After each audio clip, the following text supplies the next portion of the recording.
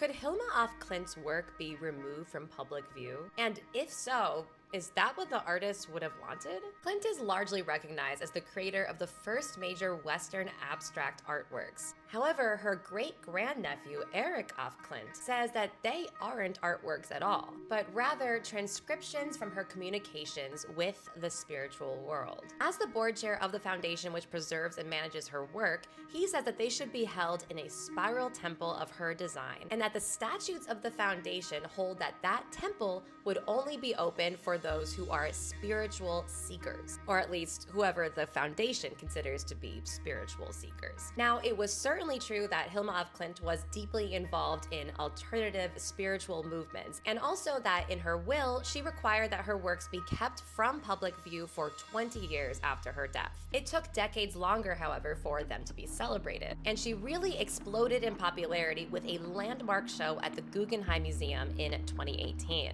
Interest in her work surged afterward, too much for Erik af Klint's taste, who told Hyperallergic when they started to sell socks and NFTs of Hilma's art, it was just too much. Now, Erik is very much outnumbered by the other members of the board, none of whom agree with his ideas. He's already clashed with them multiple times over the commercialization of her work, even accusing them of personally profiting off of Hilma's legacy. Now, he has even filed a petition with the District Stockholm Court, saying that the entire board, other than himself, should resign because, as he sees it, they are going against the statutes of the foundation. With regard to her work being pulled from institutions and galleries completely, Erik told Hyperallergic that for Hilma, this is a holy body of work, and she herself wrote and sketched out ideas for a spiral-shaped temple for her paintings after being instructed to do so by a spirit. But did she intend that they would only be seen by those that were committed to the mission as set out by her personal spiritual guides? The rest of the board, of course, doesn't seem to think so.